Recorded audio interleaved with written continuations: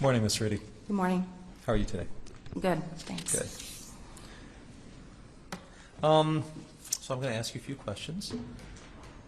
I believe I have cross-examined you at least a few times in the past 2 decades or so. So I'll just, if you don't understand a question that I have, please just ask me. Make sure to speak into the microphone, Mr. Kessler. Certainly. If you don't understand a question I have, just please ask me to repeat it.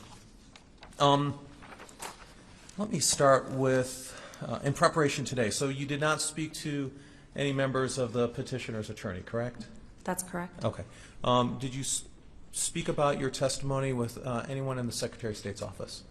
I did. And who is that? Deputy Secretary Beal. And tell me what your conversation was with him. In what respect? Describe the conversation. What topics did you discuss? We generally discuss the topics that I could expect to speak about today, and Okay. Did you talk to him about the Secretary's position or lack thereof of a position with respect to this litigation? we discussed this litigation and we discussed my testimony today, yes. Okay. And as part of that discussion, did you have a discussion with him as to what position you would describe with respect to the litigation? What do you mean by what position with Well, respect to the you litigation? testified earlier that the Secretary is going to wait for the court's outcome. You also testified as to the meaning of the form. Did you discuss either of those two issues with Deputy Secretary Beal? I generally shared with him what my answers to those questions were, yes. And when you gave your thoughts as to what those answers were, did he tell you what perhaps his position was or his thoughts on that, or what the Secretary's thoughts were?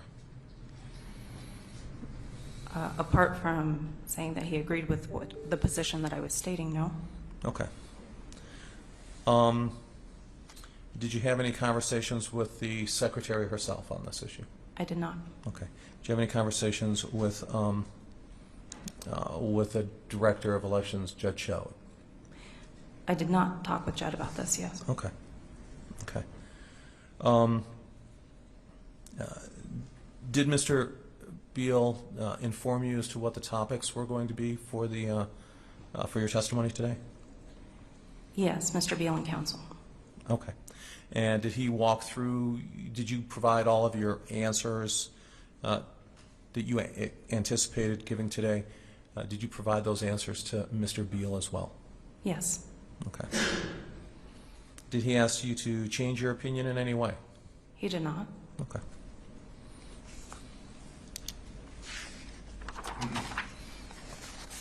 Okay, let me ask you, you had testified a little bit earlier about the 3 methods for a major party presidential candidate to get on the ballot. Do you remember that? Yes, in a presidential primary. Okay. And you said to get on the ballot for a presidential primary, there was the party nomination process, the petition process, and then the affidavit plus fee process, correct? That's correct. So I will tell you, my read, I didn't quite understand what do you mean by the party nomination process? That's the process of filing the candidate affidavit, the party form of bona fide party candidate, and the application fee. Okay. How does that different from the filing of the affidavit of intent and the fee? The third affidavit of intent and the fee is for a write-in candidate. Okay, for a write-in candidate for the party nomination. That's correct. Okay. Let me ask you this. So and I was just wondering, so the form, and we may bring it up, but the form that the statement of intent form, that was created in 2020, correct? That's correct. Okay. Well, 2019, ahead of the 2020 primary. In preparation. Was there any rule or regulation setting the contents of that form? No. Okay. And you said earlier that the ballot access team has authority to modify that form. That's correct. Did the ballot access team create that form? They did. Okay. And did they have full authority to create that form? They did. Okay. And so that form is essentially created by the ballot access team, correct? Yes, that's correct. Okay. And I want to chat with you about the qualifications too. So there's I want to chat with you about the congressional form. Are you familiar with the fact that the congressional form also requires a person to check 3 boxes for eligibility? I've not recently looked at the congressional form. If I could see an example of it, that would Okay. be helpful. Because I'm afraid of the technology, I'm going to see if I can describe this to you. I'm going to represent to you that one of the boxes that the candidate checks says inhabitant of state. Does that refresh your memory, or do you still need to see the form? It would be helpful if I could see the form. Fair enough. Your Honor, can we take about a minute break? I'd like to just pull up that form, please. Sure, while your team is finding that form, can you Just continue the, sure. move to another topic and then come back? Okay. Just let me. Are you able to, do you have that form? Can you get join that form? Okay. All right.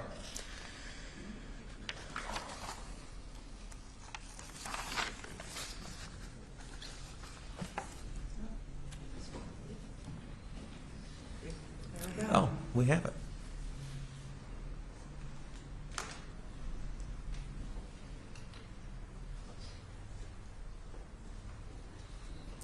All right. Do you see that form in front of you, Ms. Reedy? Yes. Okay.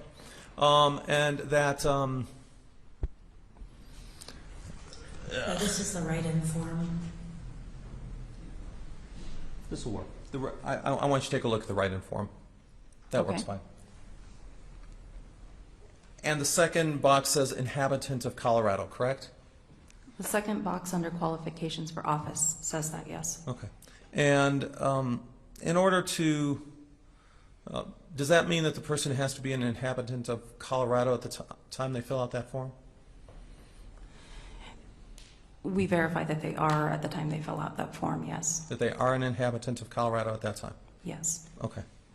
And is that would you agree with me then that that's the office's interpretation of federal requirements to qualify for the ballot, that they have to be an inhabitant of Colorado? I don't think that's the sole qualification for that office. I understand, but it's the office's interpretation that that's one of 3 required qualifications for them to be on the ballot. Is that correct? Yes. Okay.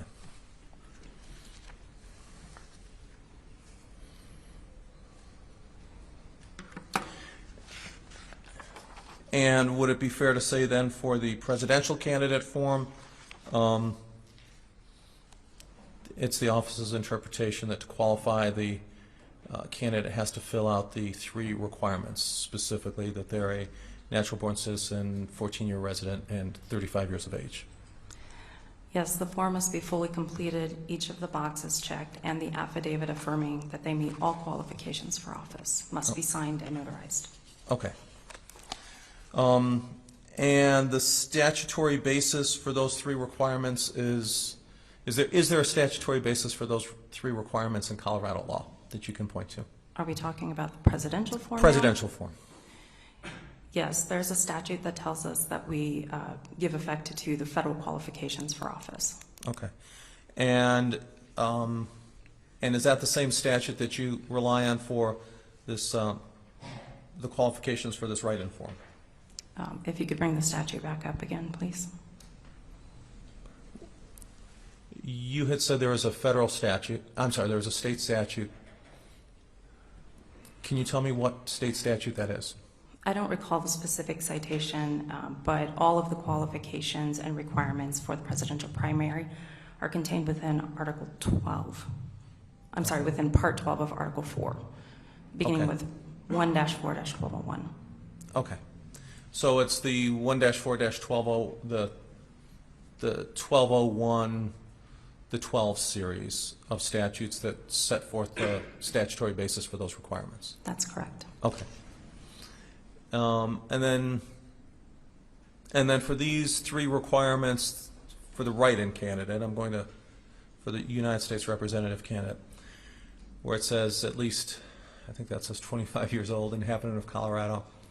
And then the third item, is there Colorado statute that requires you to requires the office to include those three as well? I don't recall off the top of my head, but the provisions for becoming a candidate in Colorado for Congress or Senate are set out in a different area of the law. Okay. Is it the office's practice that you need a state statute to include those three, or you can just, or you look only to the U.S. Constitution? The office is required to certify eligible candidates to the ballot. And so wherever those eligibility requirements are set out is where we look. Okay. And so that's the office's attempt, or that's the office's approach in establishing what the qualifications are for a candidate, creating that form with those three boxes. Again, that's not intended to be an exhaustive list of qualifications for office, but yes, we list the primary qualifications for office, and then each candidate signs an affidavit that they meet every qualification for office. Okay. So there could be more qualifications for this affidavit of intent for a write-in designation that are not on this form. There could be. Okay. And you're saying that's the intent, and it has been the intent of the office since you've been there? Yes. Okay. And the basis for saying that that's the intent is the affidavit write-in. What's the evidence that you're relying upon to say it's the intent? Is it your memory, or are you able to point to something else? I've worked in the office for 17 years, and that's been the practice since I have worked there. Okay. The practice has been for the form to not necessarily include the form itself, to not necessarily list all of the requirements for an office holder. Is that correct? That's correct. In the past, the form required the candidate to list their qualifications for office. The inclusion of checkboxes was intended to help candidates out to identify their specific qualifications. Okay. Can you identify any other forms in the office that have requirements but that do not list all of the requirements on the form itself? As I sit here now, no. Our office produces quite a number of forms. Okay. And you produce those forms to be able to provide guidance for a candidate, correct? We produce those forms to provide guidance for candidates, campaigns, parties, voters. Our office produces quite a number of forms. Do you produce those forms to be binding legal authority as well? I'm sorry, what do you mean by that? Do you produce those forms to be binding legal requirements for candidates as well? Binding. So is the information required to be filled out required for candidates under law? In order to gain ballot access in Colorado, a candidate must complete fully their paperwork before they submit it. Okay. Let's talk about going behind the paperwork. So you're familiar with the controversies involving the natural-born citizenship for President Barack Obama when he ran in 2012. Is that correct? I read the news. Okay. Did that rise to the level for the office to investigate whether President Barack Obama was in fact a natural-born citizen? Our office never received any formal complaints or requests to consider that information. Okay. So that wasn't quite my question. You earlier said that if you have affirmative knowledge that a candidate does not meet certain requirements, you'll keep that candidate off the ballot, correct? Correct. Okay. And so if someone comes to you and says, I have evidence that this candidate is not 35 years old, will you keep that candidate off the ballot? We would escalate that to the Deputy Secretary for guidance. Okay. And do you know what the criteria are that the Deputy Secretary of State would follow for that guidance? If we have affirmative information that a candidate is ineligible, it is the office's view that the Secretary can refrain from putting that candidate on the ballot. Okay. So if someone were to come up and say, I have affirmative evidence, here's evidence that this particular candidate is not 35 years old, what do you do with that evidence? I can't speculate as to hypothetical, not knowing what that evidence is. That would have to be the discussion with the Deputy Secretary. Okay. And then the Deputy Secretary would make that decision as to the quality of the evidence? The Deputy Secretary, the Secretary would advise the division as to the best manner to proceed. Okay. And the division would follow that advice, correct? That's correct. Okay. So the Deputy Secretary of State or Secretary would instruct the division on how to proceed, correct? That's correct. Okay. And so the Secretary and Deputy Secretary themselves would sort of personally would evaluate the quality of the information that you received, correct? The ballot access team would seek that guidance from the Deputy Secretary. That's correct. Okay. And do you know whether or not the Deputy Secretary of State and the Secretary of State would then evaluate the quality of that information? Again, I'm going to ask you to hold off for a sec because we have sirens. It's been the pattern of practice in this courtroom. Do you need me to repeat my question? Please. Okay. So do you know the criteria that the Secretary and the Deputy Secretary of State would use to evaluate the quality of that information? Again, I can't speak to a hypothetical situation. I'm not asking you to speak to a hypothetical situation. I'm asking if you know what criteria they use to evaluate that information. Since we're not in a situation where we're applying those criteria, I can't speak to what criteria they would use. Okay.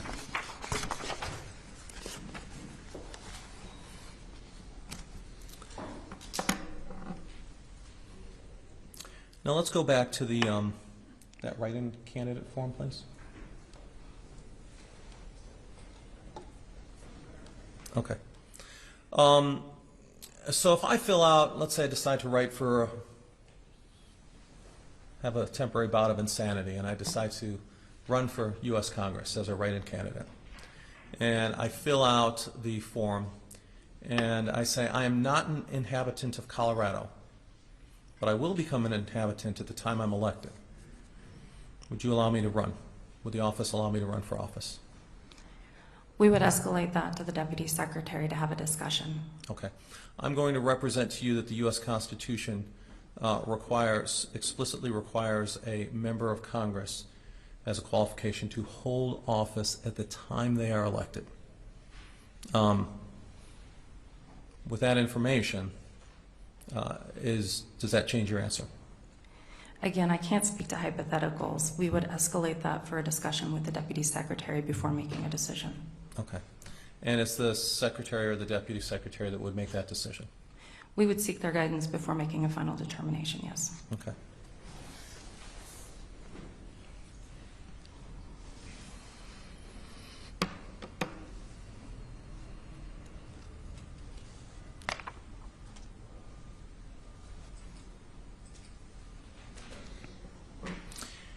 For Hassan, if I remember correctly, you testified that Hassan never submitted the paperwork, the statement of intent, correct?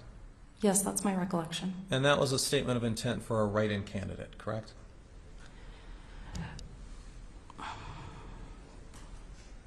I don't recall specifically. Would it be possible to pull the letter back up? Sure. I will represent to you that he was for a write-in candidate. Will you accept that representation, or would you like to take a look at the letter? I mean, I prefer to take a look, but That's I'll fine. accept that. Could we pull that letter up, please?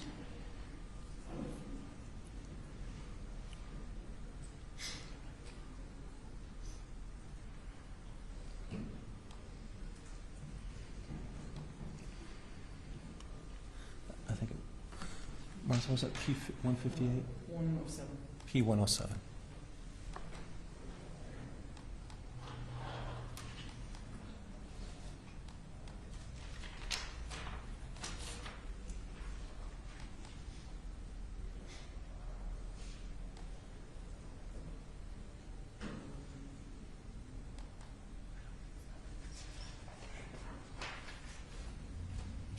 Just tell us if we need to scroll down. Yes, could you scroll to the second paragraph, please?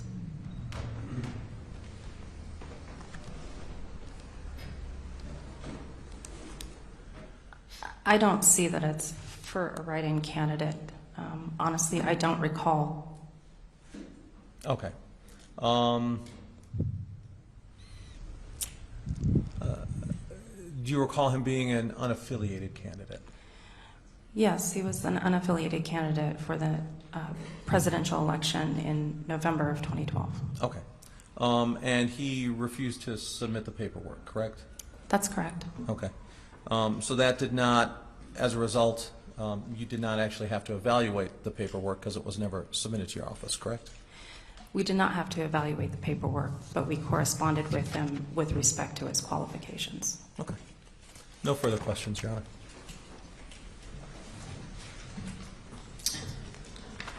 Do you have some questions? I do have. Okay.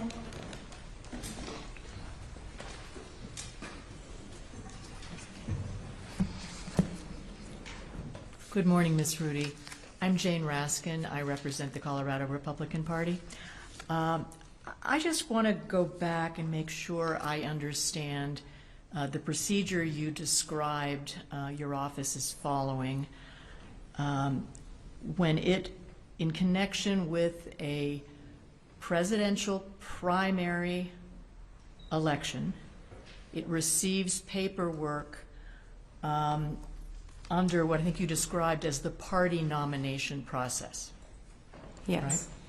So in that instance, as I understand it, you typically will receive the major party candidate statement, the one you went over earlier. I think it was Exhibit 158. And that contains as an attachment, as I understand it, a document that's called the State Party Presidential Primary Approval. We receive for presidential primaries for major party candidates the candidate statement of intent, the party approval form stating that the candidate is a bona fide party candidate, and the filing fee. Okay, so you now have those two documents in hand, say. What do you do, and those forms, as you have described, contain an affirmation by the candidate that he satisfies the requirements of law for the office he's seeking access to the ballot for, right? Yes. And they include specifically 3 boxes for the candidate to check, to which he affirms that he's 35 years old and a natural-born citizen, and he's lived in the country for 14 years, right?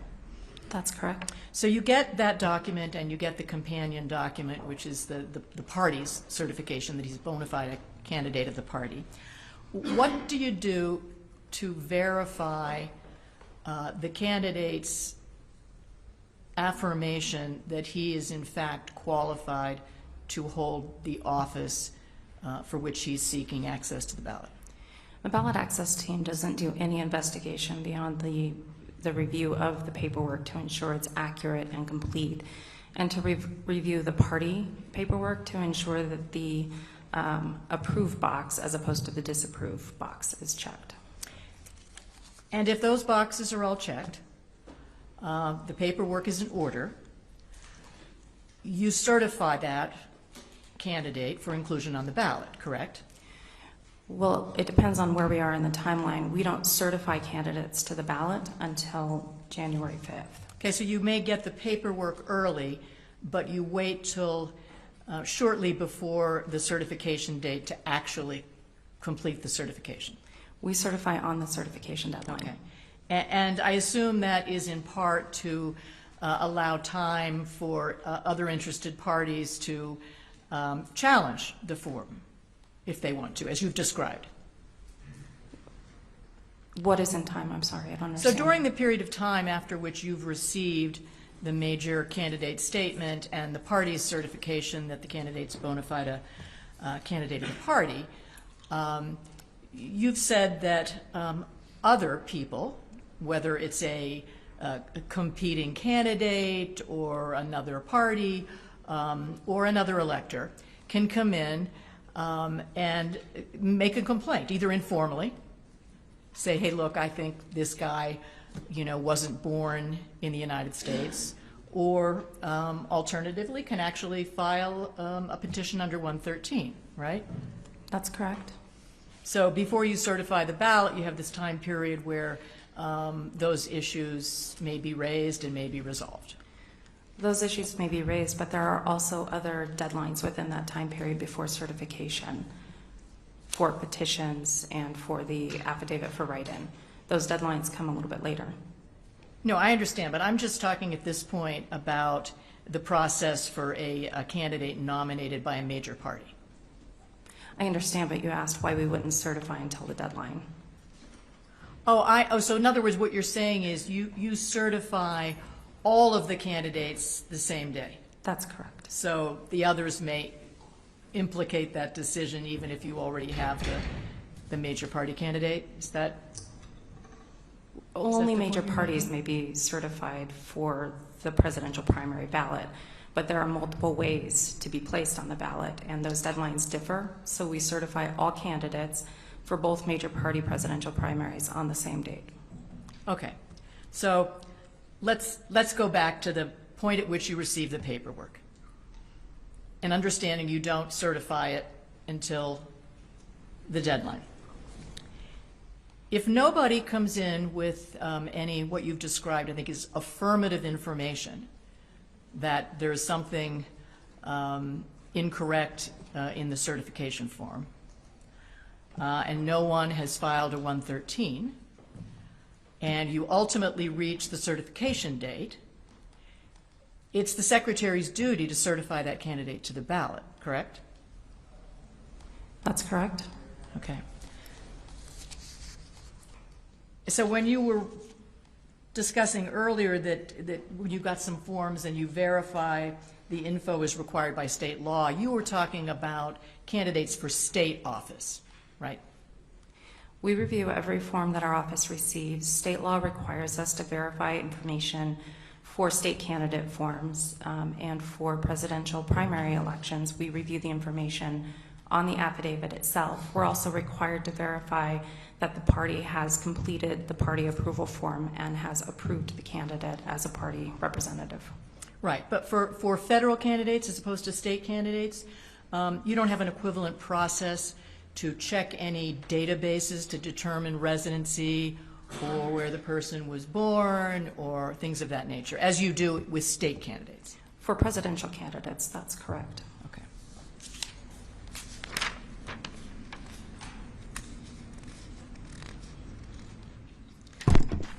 So when you testified earlier that, I think what you said was that the Secretary is never the final arbiter of whether a candidate is eligible to be listed on a ballot. That's not the case if there is no challenge made to the request to be included, correct? There's always an opportunity for the Secretary's determination to be challenged in court, and in that case, the court is the final arbiter. Sure, there's an opportunity, but if nobody places challenge, nobody complains, nobody files a 113, then the final decision is made by the Secretary. That's correct. Okay.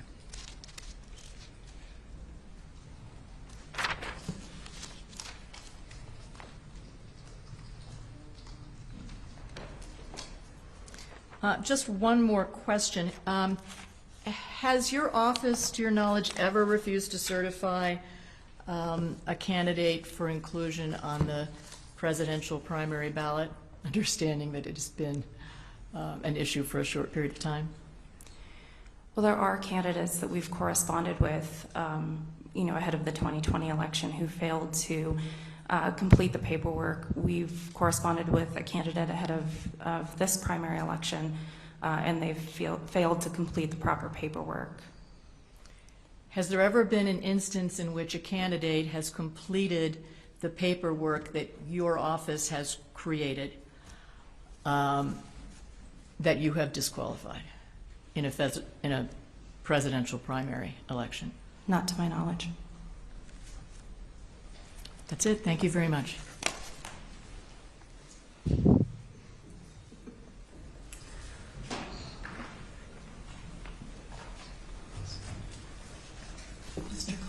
proceed. Thank you, Your Honor. Just a couple of areas I wanted to follow up on, Ms. Rudy. You testified about Section 113 on your direct. Do you recall? I do.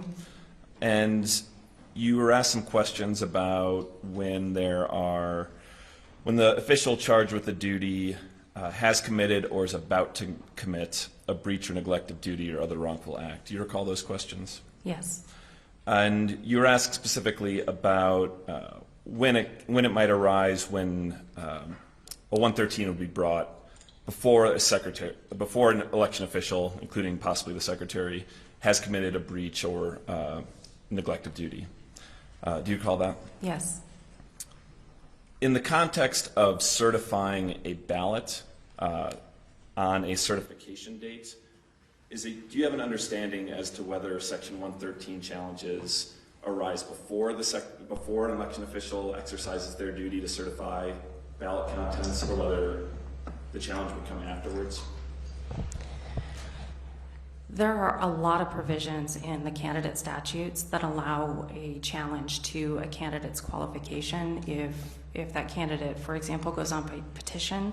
There are very specific provisions that allow challenges to the secretary's determination. So typically those challenges arise under the statute that the candidate has followed to achieve ballot access. And are sometimes challenges brought to whether a candidate will be listed on a ballot prior to a ballot certification deadline? Yes. And can those challenges be brought or have those challenges been brought under Section 113? Yes, I believe some have. You've also been asked some questions about instances where the Secretary of State's office has or has not certified a candidate to be a presidential candidate specifically. Yes. Do you recall in 2012, and so we're talking for primary ballots, the general election ballot, do you remember a candidate with the last name of Wilson? Yes, generally. Do you recall a dispute around Mr. Wilson and whether he would be placed on the presidential ballot as an unaffiliated presidential candidate? Yes, as I recall, Mr. Wilson failed to complete part of the paperwork properly, and we communicated with him and ultimately chose not to place him on the ballot based on his failure to fully complete the paperwork. Okay, and what about in 2016, which again, this would have been for the general election, not for the primary, a candidate by the name of Denimore? Yes. Could you tell the court what you remember about that situation? Similar to Wilson, Denimore, as I recall, did not fully complete the paperwork even after our office corresponding with them, and we did not certify them to the ballot. And I believe you just testified a few moments ago about an instance that occurred in this election cycle for presidential primary ballot. Could you describe a little more of the circumstances around that? Yeah, we received candidate paperwork for Joseph Maldonado, and the paperwork was not on the correct form. We hadn't updated and published the form yet. It wasn't properly notarized. It wasn't signed by the candidate himself, and so we returned the filing fee to that person and advised them that in order to seek access to the ballot, they needed to complete the proper paperwork, and that included the party approval paperwork as well. Okay. Your Honor, that was it for my questioning. I know the court had some areas designated that I wanted to hear from a representative from the Secretary of State's office on. This is the only will call witness any party has listed from the Secretary of State's office, so I wanted to be sure that the court had any opportunity to ask him some questions. Why don't we finish redirect, and if my question isn't addressed, then we'll ask it. Thank you. And Your Honor, I'm going to have one or two follow-up questions. I think we respectfully may have gone out of order based on the posture of the parties, but if I can just have an opportunity after Ms. Tierney is done, I would appreciate that. Why don't you do yours so that then she That's can fine. wrap up with a redirect. Ms. Rudy, just very quickly, for Mr. Wilson, Denimore, and Maldonado, all of those were rejected based on their failure to complete the proper paperwork, is that right? Yes, that's correct. In your experience, has there ever been a presidential candidate who has completed the proper paperwork, yet been kept off the ballot by your office? As I sit here today, I can't think of a specific example, no. Okay, thank you.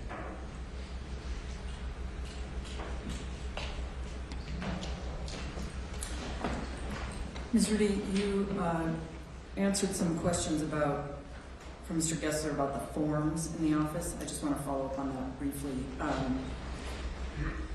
He asked you who generally drafts the forms, and I think you said the ballot access team. Those forms are then reviewed by somebody else in your office for compliance with the law, correct? Our legal team may take a look at the forms if there are substantive legal changes to those forms, so if qualifications have changed, or if it's the first instance of a form. But if we're updating addresses, things like that, it will just be the ballot access team. But the first time a form is created or if substantive changes are made, there's a further review of the form beyond the ballot access team. Yes, that's correct.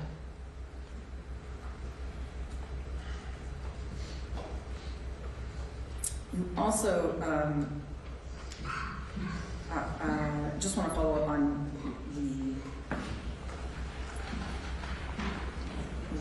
the confirming that your office, as you testified on direct examination, follows both state and federal law when determining candidate eligibility. Yes, that's correct. And even if the federal qualifications may not be spelled out elsewhere in state statute, correct? Yes, that's correct. And on direct examination, we also had a colloquy about the 22nd Amendment and what your office would do if George W. Bush or Barack Obama submitted a statement of intent. And you testified at that time that you would escalate that. And Mr. Gessler, I think, asked you some questions about what escalating means. In that situation, when you would escalate that question, if it were to be determined by the office that the George W. Bush or Barack Obama was ineligible based on federal constitutional qualifications, would you keep them off the ballot? If that was the determination, yes. And conversely, if for some reason somebody kept him off the ballot and somebody challenged that eligibility or the Secretary's determination to keep them off the ballot, and a court decided that they should be placed on the ballot, what would your office do? We would certify the name to the ballot.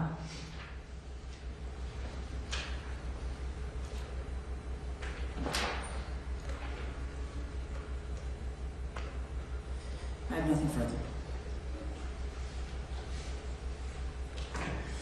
So, Ms. Rudy, tonight, you can, if you don't know the answer to this, it's totally fine, but what would you do if, well, first of all, is it your understanding that if the Secretary of State's office, the ballot access team, all the way up to the Secretary of State wanted to add a checkbox to address the 22nd Amendment, so it said, you know, you haven't been president more than 2 terms, would that be within, is your understanding something that the Secretary of State's office could do? Yes. And then my other question is similar. If Barack Obama were to, President Clinton were to submit a statement of intent and check the boxes that are on there, regardless of what they are, and sign it, and nobody filed a lawsuit in your estimation, what will the process be, given that presumably whoever's reviewing that would know that President Clinton had already been president twice?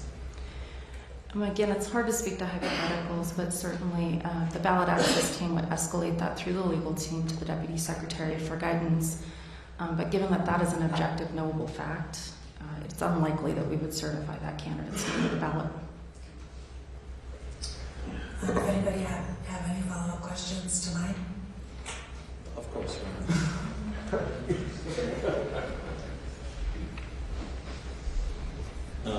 Ms. Rudy, I just want to ask you a question. So the court asked you a question, and you said, with respect to the term limit, and you said if it's an objective, knowable fact, you'd feel comfortable, or you'd predict that it would be likely that the office would not allow that person to appear on the ballot. Is that correct? In the situation that we discussed, yes, that's correct. And because the two term limits, that's an objective, knowable fact, correct? Yes, we know that they've served 2 terms. Right. So you know this case is about the 14th Amendment, correct? That's correct. And is it your understanding that Congress can remove any disability to holding office under the 14th Amendment? I understand that. Okay.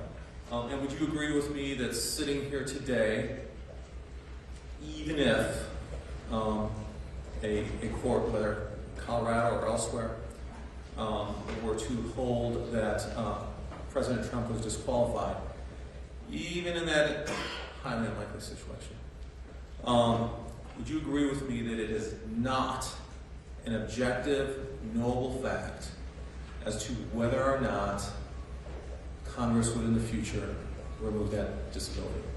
Objection, Your Honor. I don't think the witness testified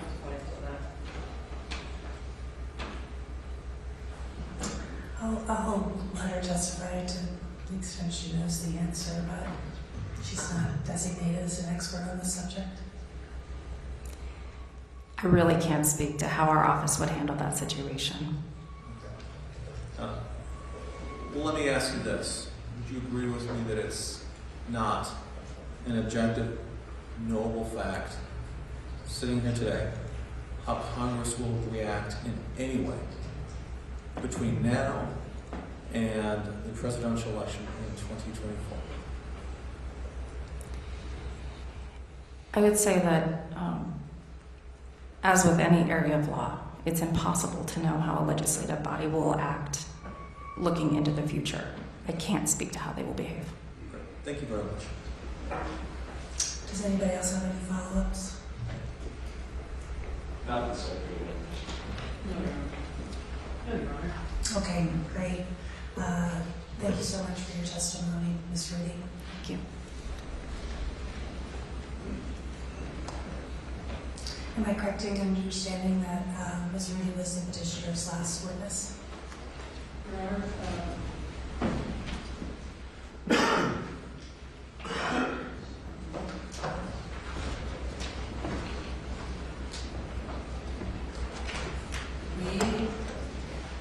thank you, Your Honor. We have one witness who is testifying out of order on Friday. That's Mr. Heafy. Okay. And we also have some exhibits that we are reworking to submit, the January 6th findings in particular, so that we are submitting only those Your Honor has found to be admissible, to clean up the record a little bit. And then we may want to highlight additional documents that are already admitted into evidence that we might submit. But other than those 3 items, Mr. Heafy, the January 6th findings, and some additional highlighting, we are completed. Okay. Mr. Kessler, do we have anything we need to discuss before you call your first witness? Yes, Your Honor. We'd like to move for a directed verdict. We understand that Mr. Heafy is going to be testifying on Friday, but it's our understanding that he's testifying at the request of this court, specifically for the admissibility of the January 6th report, and for purposes of our motion for directed verdict, we will assume that the January 6th report is fully admissible. So we would like to move for directed verdict and have the opportunity to make that case, Your Honor. Okay, are you prepared to do it right now? I am indeed. Okay.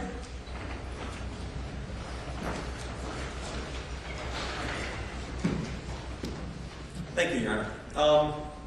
So we move for directed verdict under Rule 50 here. And we're moving on very focused grounds, specifically with respect to the whether or not President Trump incited anything under Brandenburg standards, under the First Amendment.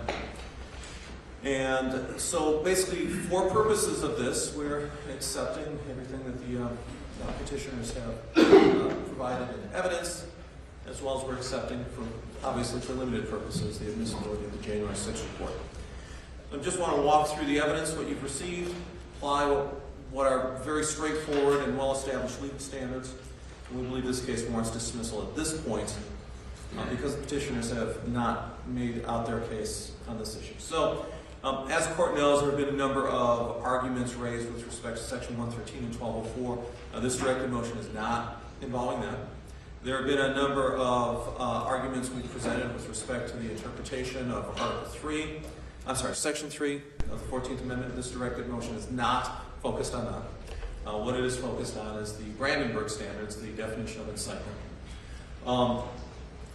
Our argument under Section 3 is that President Trump has to engage in an insurrection. Petitioners have argued that incitement can constitute engage. Although for overall purposes we don't accept that, we disagree with that argument. For purposes of the directed motion, we will operate on that premise. So, the evidence that the court's received so far, and in totality, has been the January 6th report, or portions of the January 6th report. It received evidence from Officer Hodges, and he testified to activities, the violence and things that happened at the Capitol. He did not testify to President Trump's actions. Representative Caldwell, he testified to activities that happened at the Capitol as well, from his perspective. He did not testify to President Trump's activities, beyond simply saying he heard the speech. And Representative Caldwell, of course, testified to things in prior years. Mr. Pinjon testified, again, very similar to Officer Hodges' activities at the Capitol. You have Professor Banks, who testified as to what President Trump's authorities were to mobilize the National Guard on January 6th. He did not testify to President Trump's actions at all. You have Professor Magliocca, who testified as to the meaning of Section 3. He did not testify to President Trump's actions. And importantly, he did not testify as to the meaning of intent or the applicability of the 14th Amendment. So his testimony for purposes of this motion is not relevant. And you heard from Ms. Rudy, who testified as to the Secretary of State's authority, of course, much different than President Trump's actions. So basically, there's two things. One is information from the January 6th report, and the second is Professor Simi's testimony with respect to far right-wing extremists. Neither one of those shows that President Trump, in any manner, in any way, incited an insurrection, incited violence, incited a riot. Not at all, under the well-established Supreme Court standards of Brandenburg versus Ohio.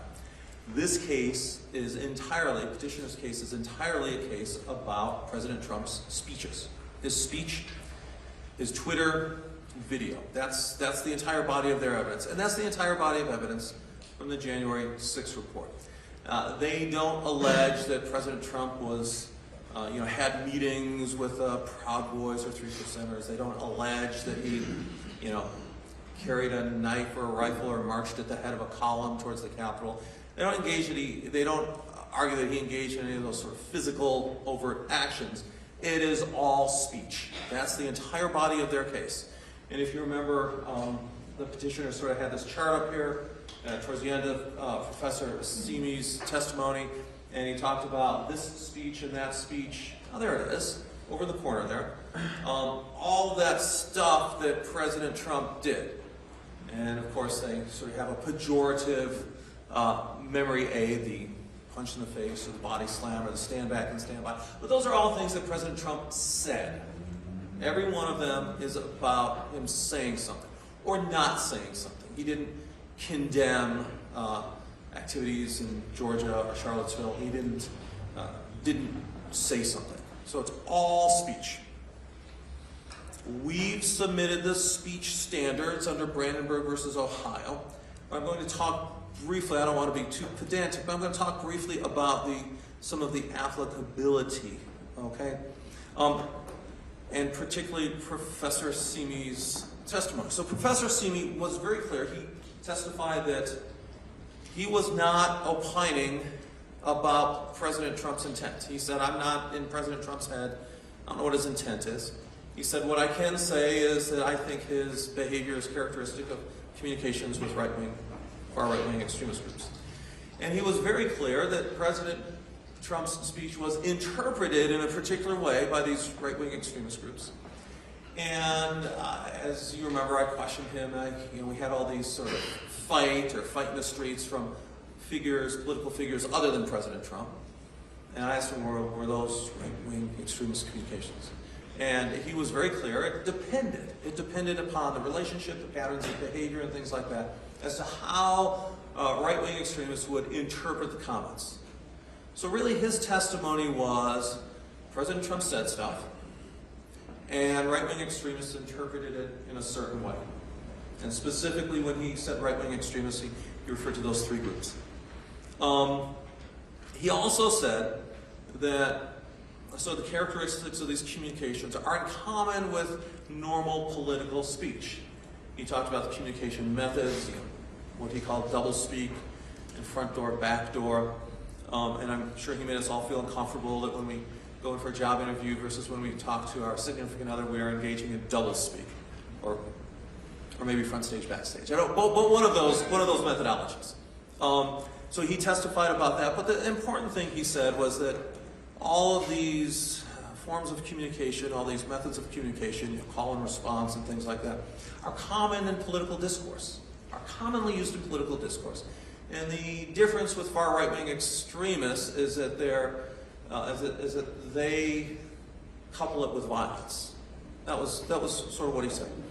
And of course, he was very clear that many of these people interpreted President Trump's comments. So that's how Professor Simi testified. So let's apply that to the law, okay? And I will talk about a few things. So the James versus Meow Media Inc. That's 300 F 3rd 683, and that's in the Sixth Circuit.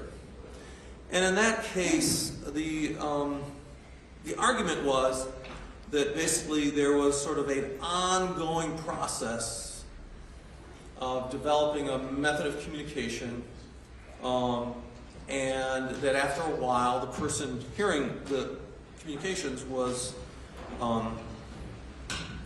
conditioned to respond in a certain way. And the court was very clear, and I'll quote it, said, this glacial process of personality development is far from the temporal imminence that we have required to satisfy the Brandenburg test. So you have to have the temporal imminence. So all of the stuff that Professor Simi talked about does not meet First Amendment standards. All the prior conversations, the years, the pattern of development, that has been explicitly rejected. Rejected by the courts. It has to be imminent, okay? And it can't be communication that, even if it advocates, and none of these communications advocated, which I'll get to that, but it has to be imminent. And so Professor Simi's framework of this pattern of behavior, it may apply to how people received those communications, but it doesn't constitute First Amendment standards. And we think those standards are very, very clear. The court also said that the mere tendency of speech to encourage unlawful acts is not a sufficient reason for banning it, absent some showing of a direct connection between the speech and imminent illegal conduct. So even if speech advocates something, even if it encourages it, the tendency to encourage it is itself not an absent reason, absent a showing of a direct connection between the speech imminent illegal conduct. So there has to be a direct connection. So President Trump saying, come on January 6th, will be wild. That is not a direct connection between the speech and imminent illegal conduct. And that's, we submit pretty straightforward case law. Now, And I'm sorry, that's still the, James versus Meow Media, and they have a number of citations in there. The pin site is page 698, Your Honor. And they cite Ashcroft versus Free Speech Coalition and McCoy versus Stewart in the quotation block that I'm referring to. But it's a great case.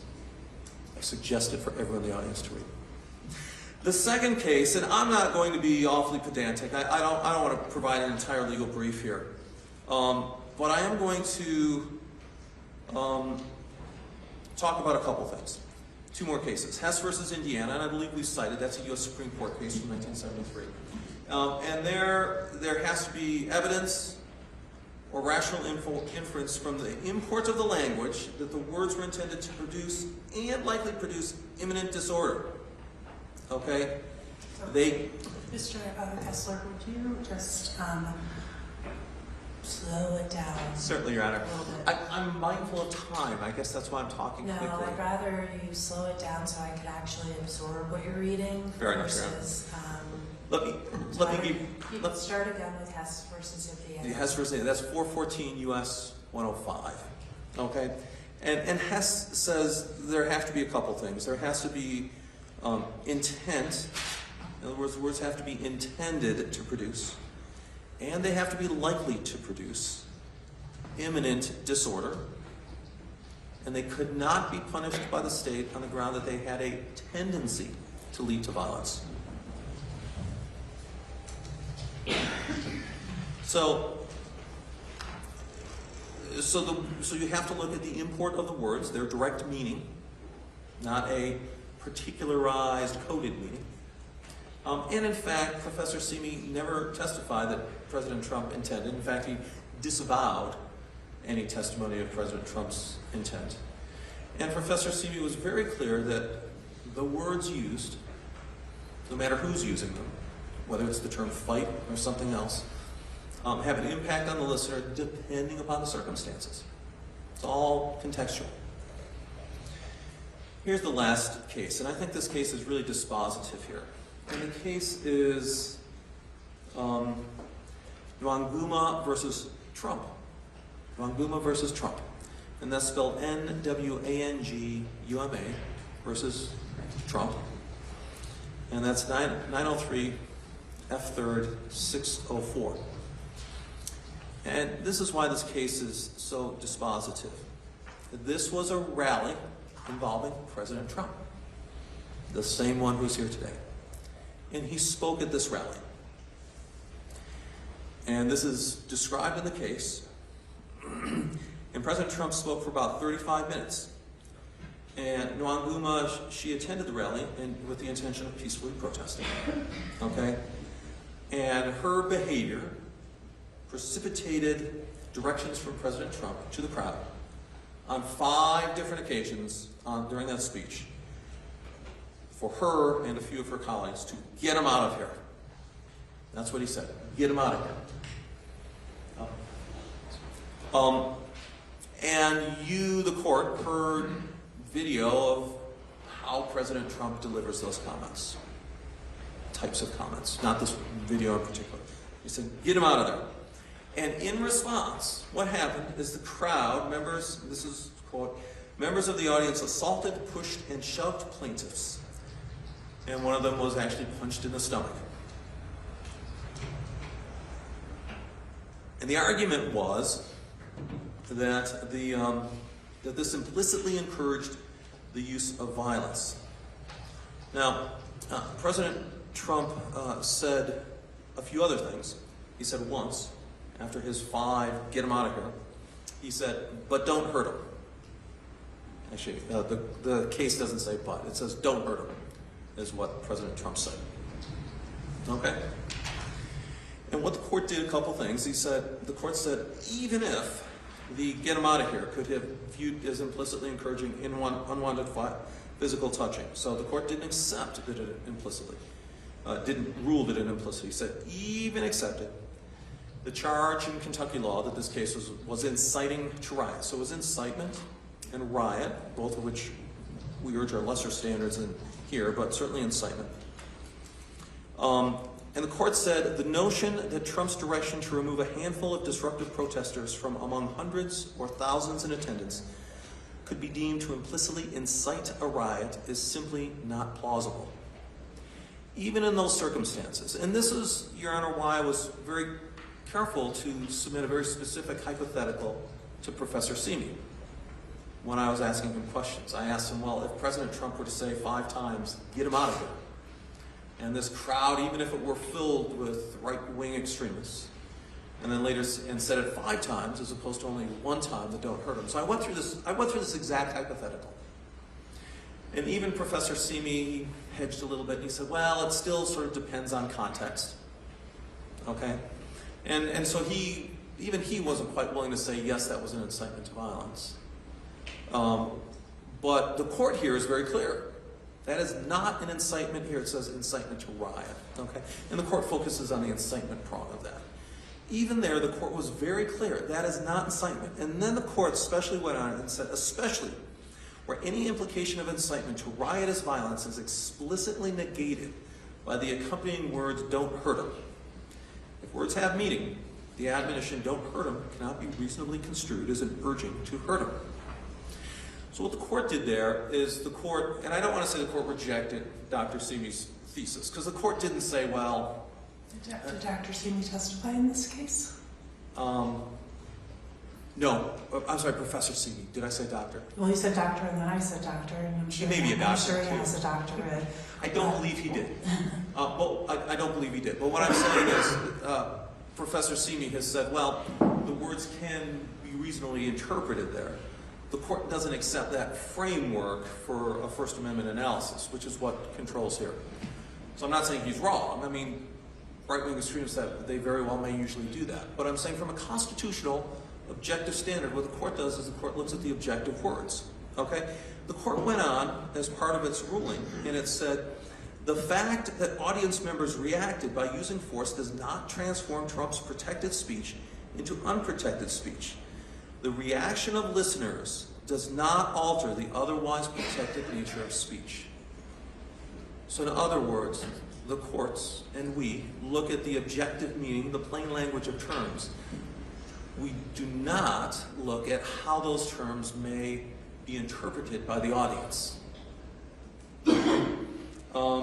And they later said in that same case, it is the words used by the speaker that must be at the focus of the incitement inquiry, not how they may be heard by a listener. So again, we look at the words itself. Okay. And then, and the case sort of cites a substantial amount of case law. I'm not going to cite all that, because I do want to keep this motion short. So we're not talking a difficult leap of faith to understand the applicability of Nwanguma versus Trump.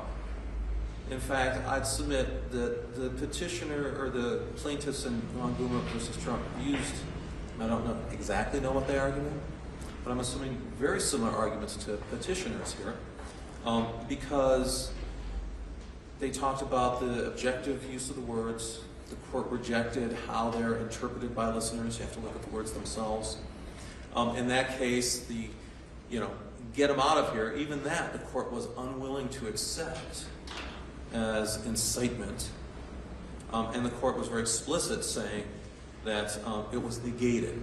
And of course, we have other courts talking very much about the incitement. And we cited some of that in our motion, even particularly provocative, directive language, very foul language in the cases, directed at audiences, and even that far closer in time than what we have here, was treated as not imminent. So, under the imminence standard, absolutely nothing that President Trump said prior to January 6th would constitute incitement. And the most they've been able to come up with is the "will be wild" tweet. That's the most they've been able to come up with. What about the ellipse speech? I'm getting there. Oh, okay. I'm fixing to get there. Okay. But I said prior to January 6th. Oh, I'm sorry. So what I'm saying is that's a pretty easy analysis. Under the imminence prong, none of that stuff counts. Which brings the petitioner's case to one item, which is the ellipse speech. And absolutely nothing in there, none of President Trump's words were a call to violence. And look, if the Nwanguma court says, big crowd, protesters in there, crowd angry, get them out of here, 5 times, direction to the crowd, focused on that person, or those few plaintiffs, demanding that they be removed, get them out of there. If the court doesn't accept that as a call to riot, as incitement, there's no way that when President Trump says, we need you to fight for our country, we need you to march down on the Capitol, there's no way that is incitement. And then, of course, the peaceful and patriotic. Now, look, the petitioners have seemingly developed an argument that, well, he didn't explicitly say, be peaceful and patriotic. President Trump merely said, I know you'll go down there peacefully and patriotically. But he emphasized peacefully and he emphasized patriotically in that speech. And under the same When you say emphasize, you mean in what way? he made strong words. He talked about it vociferously, and it was towards the end of the speech and the penultimate, what we are here to do today. I am with you. I'm going to go down there with you, peacefully and patriotically. And, and so he created a common sense of purpose as the, penultimate culmination of his speech. That's why it was towards the end. And so that certainly negates as well any violent intent. So the words themselves, the objective meaning and objective use of the words, there is no call to violence. And everything that Trump says, fight, is a common political metaphor, meaning a political fight. And Trump on multiple occasions says, we're going to go down there and we're going to give our representatives courage. We're going to demand that Vice President Pence do the right thing. And obviously I'm paraphrasing. I'm happy to repeat the speech if the court wants. But you have it in front of you, a transcript. And you can look at those words. And under an objective meaning of those words, none of them are incitement. Then the last argument that they make is that President Trump failed to do enough to stop the riot once it started. Okay, so they have sort of 3, within the world of speech, the evidence, they sort of have 3 components. First component is all the stuff in advance of January 6th. Doesn't meet the evidence test. Second component they have is the January 6th speech. And they say that's what incited. And even their own evidence, even quoting from the January 6th report, the January 6th report says the violence started well before President Trump finished his speech. So that part of the violence, he certainly didn't incite with the January 6th speech. And then their argument is, well, he failed to stop the ongoing violence. And that's inaction, which has never been held to cause incitement. And even, and it's not an overt voluntary act. There's no evidence of that. And even this court has required specific intent. And there's no intent that President Trump's absence, what they call an absence. I mean, we dispute that factually. There's tweets in there where he says, be peaceful, stay peaceful, and then a video. I mean, 3 communications. And of course they say that's not enough. And under the Brandenburg standards, though, it's not even close to enough. That's not incitement. So that's our motion for directed verdict, Your Honor. The court has not yet ruled on these First Amendment issues, and obviously we're asking the court to rule on it at sort of what I always call halftime motions. But it has been pretty thoroughly briefed, and the reason I waited was to see what evidence. I mean, maybe they had evidence that Trump was on the phone with Proud Boys saying, go.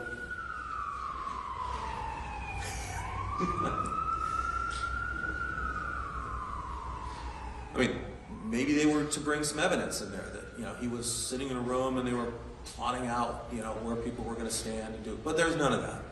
It's all speech. And so even on the grounds of speech, what President Trump did that day is not incitement under very well established First Amendment principles, Your Honor. Are you prepared to respond now, or do you